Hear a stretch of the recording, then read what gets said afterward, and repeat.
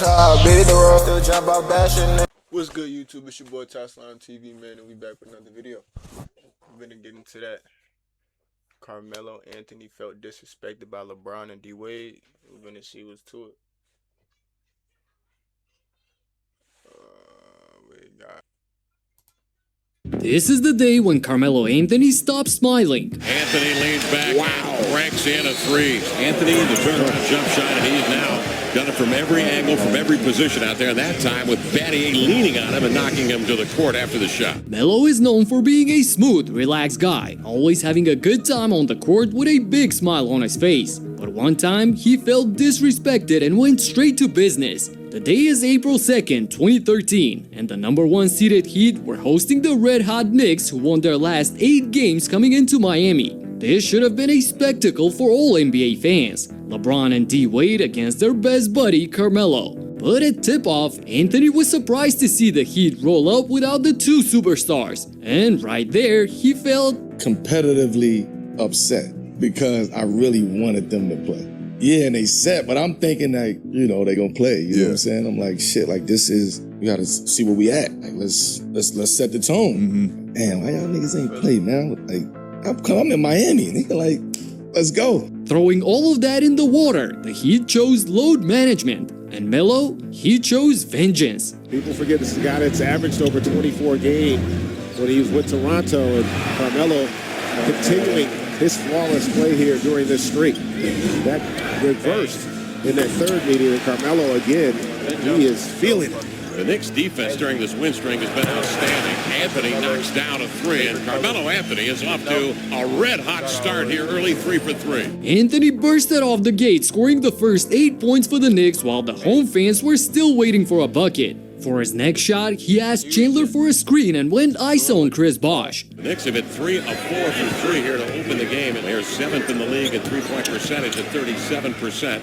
To the elbow comes Carmelo and knocks another one down. Then Udonis Haslem tried to break his streak, but Melo got rid of him with a simple shot fake. Carmelo ducks under, mid-range jumper's good. He is on fire. 30 seconds later, staring at Haslem again, he just raises one from beyond the arc and splash. And despite Shane Battier trying his best to deny him the ball and affect his shot right here, this is unguardable. Since last Friday, here's Carmelo launching another. And Carmelo Anthony has not missed. It's hard to be better than perfect.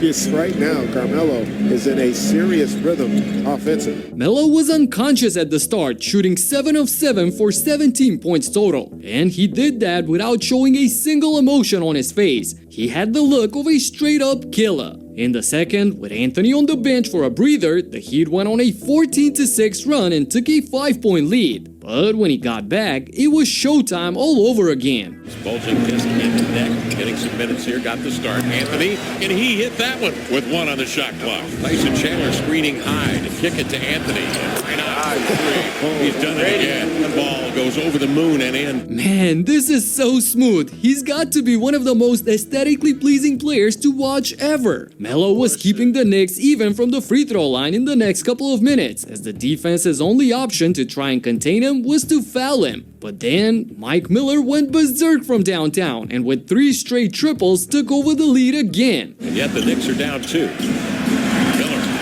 another 3, guides it in. Mike Miller having an outstanding evening. Rotates to Miller.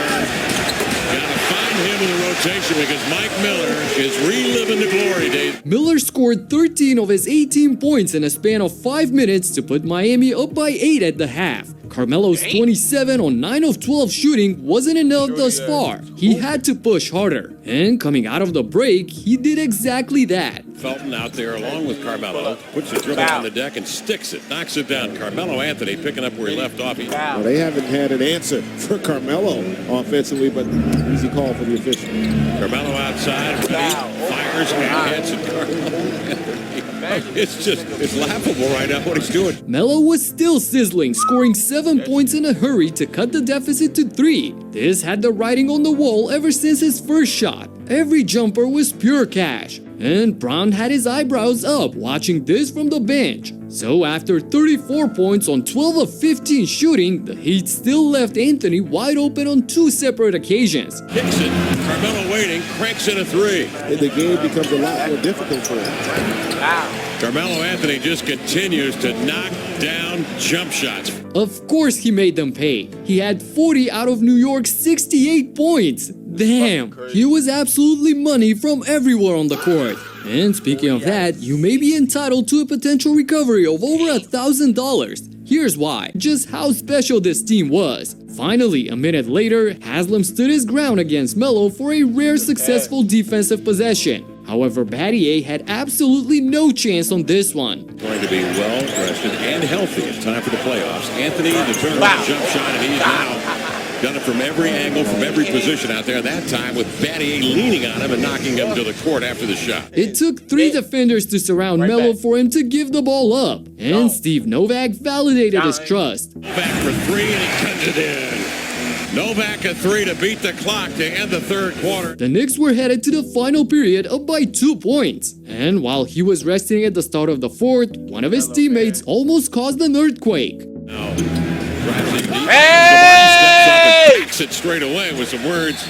for Anderson, his former teammate in Denver. Kenyon Martin exploded to the rack for the poster jam on the Birdman. That was nasty. And when Carmelo got back, he saw that Martin had a mismatch in the paint, so he fed him again. Up by 2, entering the clutch, it was winning time, so Melo took matters into his own hands. Rapid ball for the minute. Anthony leans back.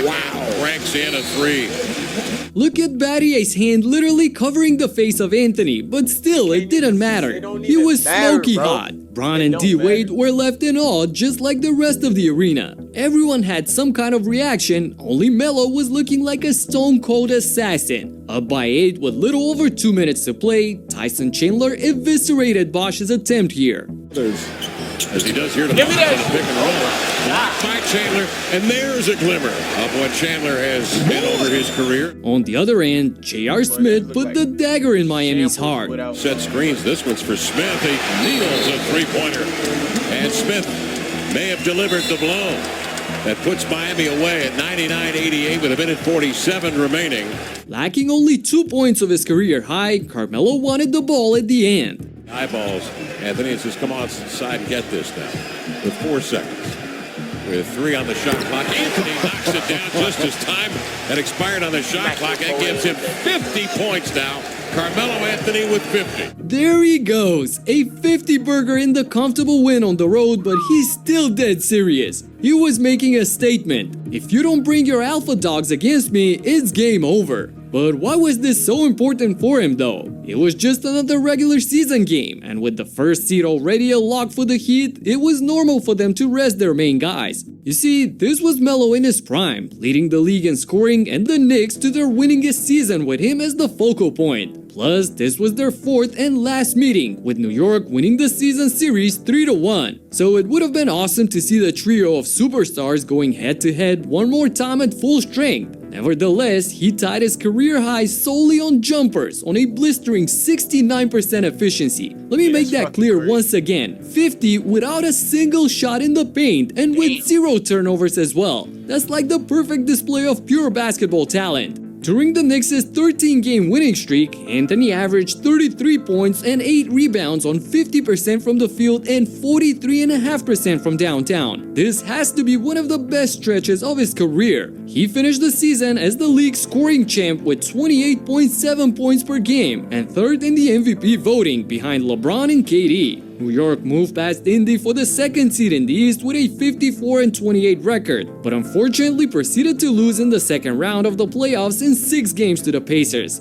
That was an epic series, by the way. And in a similar battle between the Nets and the Bucks in 2022, Joe Harris shot away his career in just 9 days. He was considered one of the best shooters in the league by that point, only to enter one of the biggest individual choke jobs ever. I documented his quick downfall in this video right here, so check it out and talk to you in the next one. Peace out. That's gonna be it, y'all. We're gonna get on to the next video, man. Y'all let me know how y'all feel about Melo dropping that 50 burger on the Auto-tune motherfucking is so Heat. much more than just pitching. Who the fuck told him to play that shit? But yeah, bro. Y'all let me know how y'all feel about Melo dropping that 50 burger on the Heat, man. And we can get on to the next video, man. Let's go. Golden bubbling. I don't know about them, but I know about me. Grind the hustle, my kids gotta eat. I don't really know why, but lately it feel like everybody been depending on me. If I fall, who gon' come help me? Nobody. Back in the day, it was just me and Lebron. That house was sharing the sheet. Matches.